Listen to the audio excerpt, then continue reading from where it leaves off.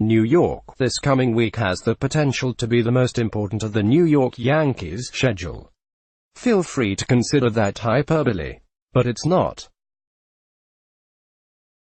If by late September the American League East race and/or the wild card chase end up coming down to the regular season's final 7 days, and the Yankees are in the thick of the action, just remember this story in this week.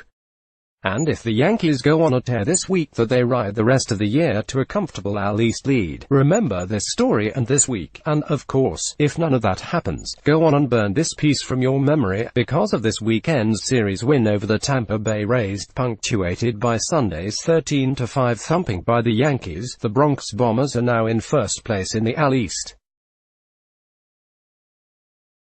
They're also in prime position to stay there for quite some time, thanks in large part to what they have ahead of them on the near horizon.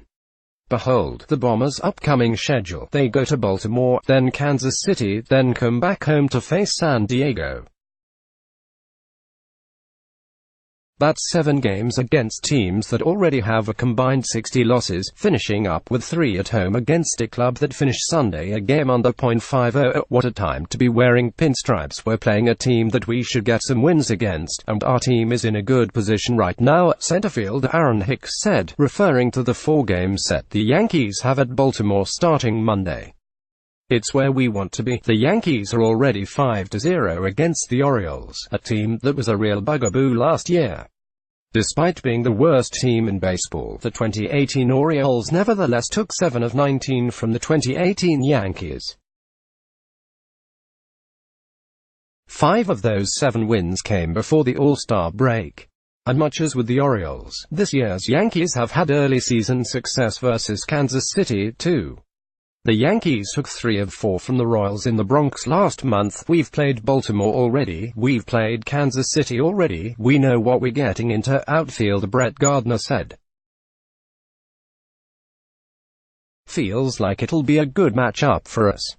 We'll just take things one day at a time, and we'll keep playing good baseball. Good baseball is precisely what the Yankees have been playing for the past month.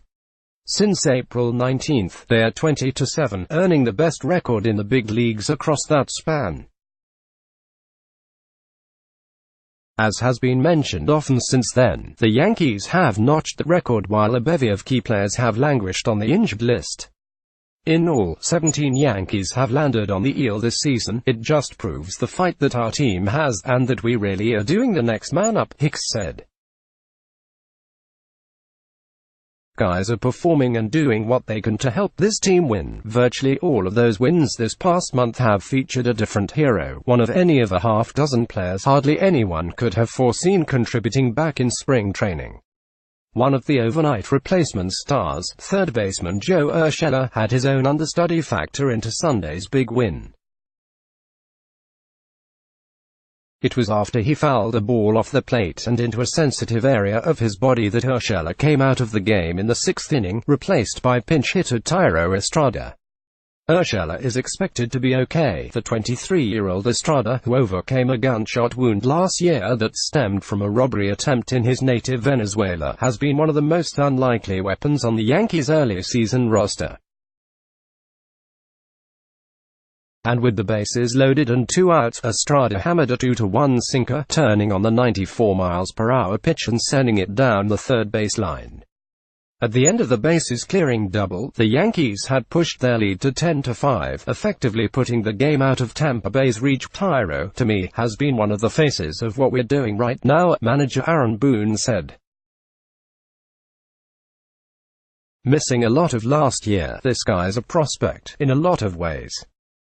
We kind of rushed him up here and threw him into the fire, and he's handled every situation perfectly. Every time we're in a situation middle of the game, or we're thinking through possible move, he's thinking along with the game, he's prepared. He goes out there and plays with a calm and a poise. It's almost as if he plays as if he knows he's going to succeed.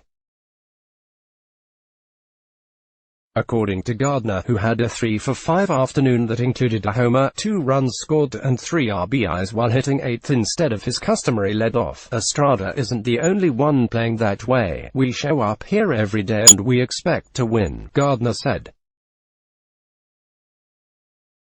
It doesn't matter who's hitting first, who's hitting third or fifth. It doesn't matter who's pitching. It doesn't matter who we're playing. We expect to win every single day. I'm a blimp. Folder true stories of fake jobs. MLB players use to fool fans. Eddie Matz. Obviously, it might not quite be realistic, and we have our ups and our downs, but when we come to work every day, our expectation doesn't change. It doesn't matter what you did the rest of the day, or the last couple of days. Everybody has done a real good job this year of knowing what their role is, stepping up and doing the job, and we've played pretty well. Estrada's double was one of two batted balls in the Yankees' 7-run sixth that made it past the infield. Other Yankees reached base that inning via a pair of infield singles and 5 walks, including one that was intentional. It was an exhibition in patience and winning with grinding small ball. That's a great example of you control the strike zone. You can have an inning like that, Boone said. And if you're playing against a team like Tampa Bay, you better control the strike zone, or they're going to make you look bad. That was a classic example there of making it really difficult on them, especially when they had relievers Diego Castillo and Ryan Stanek in that game.